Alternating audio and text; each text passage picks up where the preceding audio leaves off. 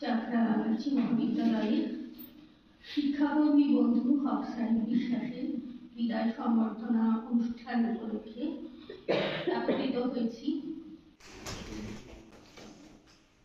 মানে আমাদের একটু খারাপ লাগার দিন, খারাপ লাগে এই কারণে, কারণ যে মানুষটার সঙ্গে আমরা অনেকদিন ধরে চলেছি, যে কোনো কারোর সাথে যদি সম্পর্ক তৈরি হয়ে যায়, এই সম্পর্ক যখন ভেঙে যাবো ভাবছি আজ থেকে আর পাবো না, তখন একটু খারাপ লাগে।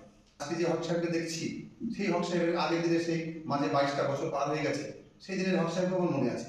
অনেক ঘটনার সাক্ষী আমরা, সেগুলো মনেও পড়ে এইসব দিনগুলোই। আর এই বছরটা যেন বেশি করে হয়ে গেছে, সে আমাদের কলেজটা আস্তে আস্তে ফাঁকার দিকে যাচ্ছে, ক্রমশ যেন কোথায় যেন হারিয়ে যাচ্ছে আমরা। এই হারাধনের 10টা ছেলের মতো রইল বাকি এক, এরকম একটা অবস্থার মধ্যে আমরা যাচ্ছি। যেটা খুব কলেজের পক্ষেও খুব খারাপ, আমাদের পক্ষেও ভালো নয়, কারণই নয়। অবসরকালীন যে সময় তিনি সুস্থ থাকবেন, তিনি ডাক্তারবাবু, তিনি সুস্থ রাখেন আমাদেরকে, তিনি একই রকমভাবে সুস্থ থাকুন, সুস্থ রাখুন। কোনো সময় আবার দেখতাম উনি যেভাবে খসড়াতে গল্প করতেন ছাত্রছাত্রীকে নিয়ে, যে এটা আমার বিআইপো, এটা আমার নাতনি, এটা আমার নাতি। এই যে মানে আত্মীয়তা ছাত্রের সঙ্গে গড়ে তোলা, পরে প্রিন্সিপাল স্যার জিজ্ঞাসা করছিলেন সবই আপনার আত্মীয় নাকি?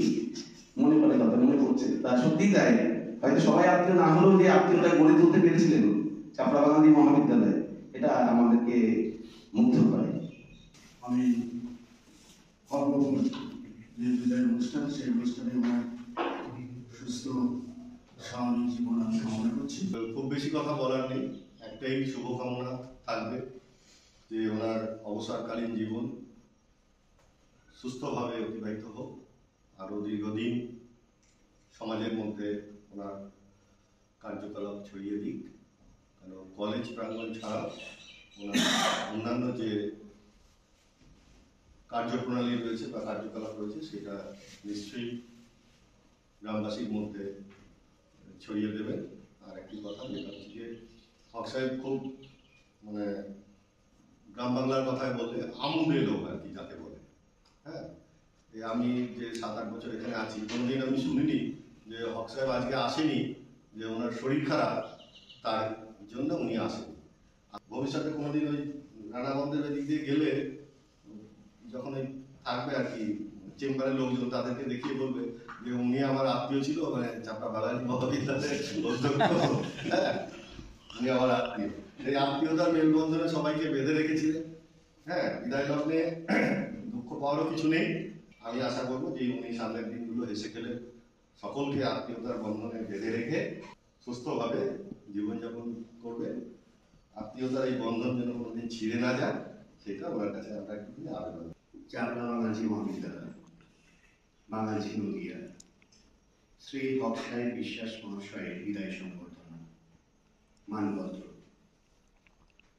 যেতে নাহি দিব, তবু যেতে দিতে হয়। সময়ের প্রতিরোধ করে সাধ্যকার।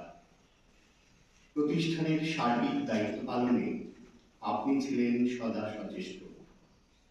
আপনার কর্তব্যনিষ্ঠা, দায়িত্ববোধ ও আদর্শে আমরা যে জ্ঞানের সন্ধান পেয়েছি, তা আমাদের কাছে অমূল্য সঞ্চয় হয়ে থাকবে। ছাত্রছাত্রী ও সহকর্মীদের প্রতি আপনার বন্ধুত্বপূর্ণ মনোভাব ও আপনার সদা হাস্য মুখ আমাদের মনে চিরভাস্বর হয়ে থাকবে। আপনার অবসর জীবন আরো কর্মমুখর হয়ে উঠুক। সুস্থ থাকুন, ভালো থাকুন। শ্রদ্ধা সহ অধ্যক্ষ, অধ্যাপক, অধ্যাপিকা, শিক্ষাকর্মী ও ছাত্রছাত্রীবৃন্দ।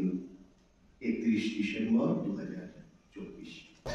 জ্ঞান ভান্ডার তুলে দিলাম। যে আত্মীয়তা এখানে পেয়েছি হক সাহেবের কাছ থেকে, সত্যি সেটা বলার নয়। উনি এত মিষ্টি নিয়ে এসেছিলেন, সেই মিষ্টি আমরা সবাই মিলে খেলাম এবং কাঁপতে কাঁপতে এসেছে। বেশ ঠান্ডা সেদিন ছিল, মানে মনটা ছুঁয়ে দিয়েছিল। সেদিন বুঝেছিলাম আত্মীয়তা কি জিনিস।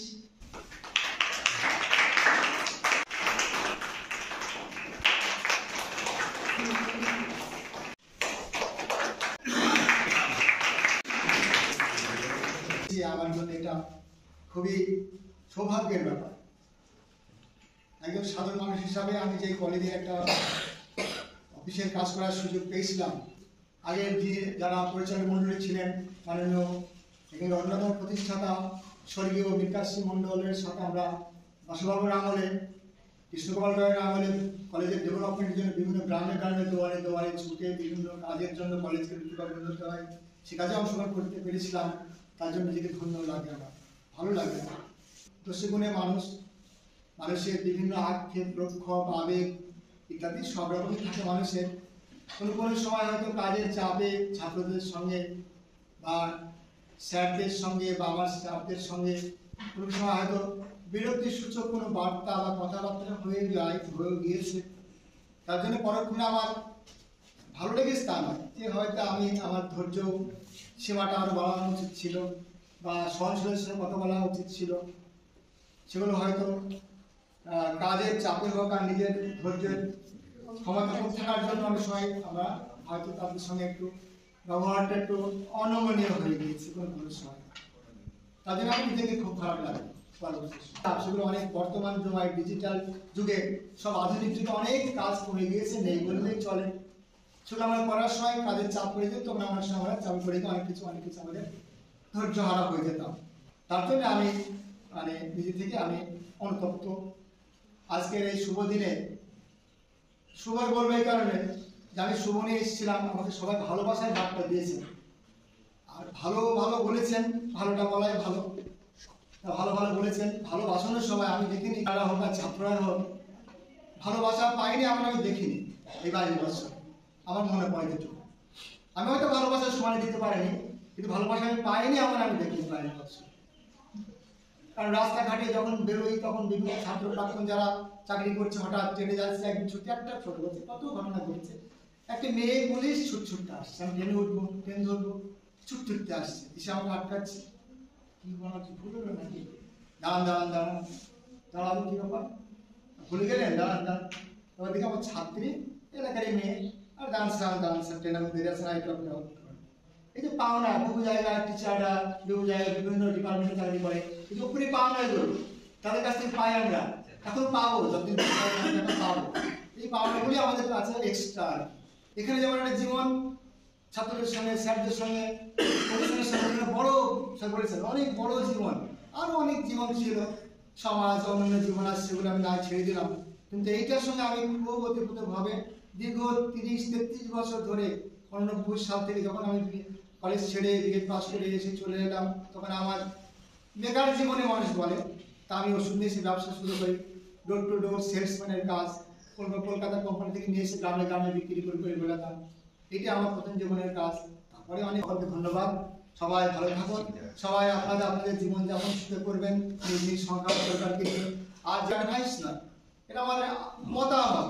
আপনারা সম্মানীয় উচ্চশিক্ষিত জ্ঞানীধনী মানুষ, উচ্চশিক্ষা প্রতিষ্ঠানে এসেছেন, কেমন হচ্ছে বলার জায়গা নেই। স্যার বসে আছেন, মাননীয় প্রিন্সিপাল স্যার বসে আছেন, আপনারা সবাই আছেন, সবার দায়িত্বে থাকবে। আমার এই শুভকামনা থাকবে যাতে কলেজটা সুন্দরভাবে চলে, সেটা আপনারা অবশ্যই দেখবেন। আমার একটা আন্তরিক শুভেচ্ছা বা শুভকামনা রইল। এবার আমার বক্তব্য শেষ করছি, ধন্যবাদ।